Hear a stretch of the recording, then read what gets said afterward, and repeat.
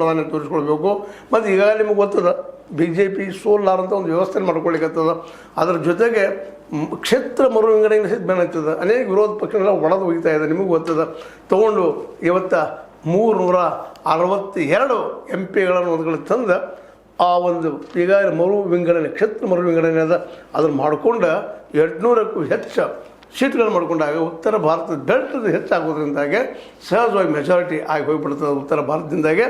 ಆಗ ಸಹಜ ನಿರಂತರವಾಗಿ BJP ಮನುಷ್ಯ ಏನಪ್ಪ ಅಂದ್ರೆ ಪ್ರಧಾನಿ ಅವೆಲ್ಲ ಸಾಧ್ಯತೆ ಅಂತ ಅವರ ಲೆಕ್ಕಾಚಾರ ಅದನ್ನು ಹೊಂದ್ಕೊಂಡಾಗೆಲ್ಲ ಆಗ್ತದನ ಅನ್ನೋದು ಅದು ಬೇರೆ ವಿಷಯ. ಯಾಕಂದ್ರೆ ಇಲ್ಲಿವರ ಇತಿಹಾಸವನ್ನು ಗಮನಿಸಿ ಬಂದಾಗ ಇಲ್ಲಿ ಯಾರೂ ಶಾಶ್ವತರಲ್ಲ.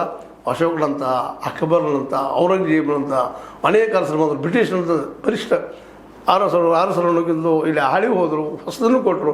ಅಂಥವ್ರು ಸಹಿತ ಇಲ್ಲಾಗಿದ್ದಾರೆ.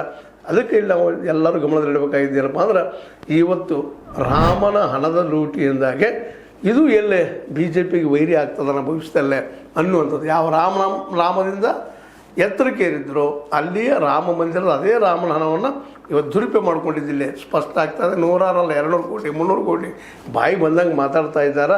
ಆದರೆ ಅಲ್ಲಿ ನಡೆದಿದ್ದು ಸುಳ್ಳಲ್ಲ. ಅದೇ ಕಾಲಕ್ಕೆ ಇಲ್ಲೇ ಒಂದು ಮಾತನ್ನು ಗಮನಿಸಬೇಕಾಗ್ತದೆ.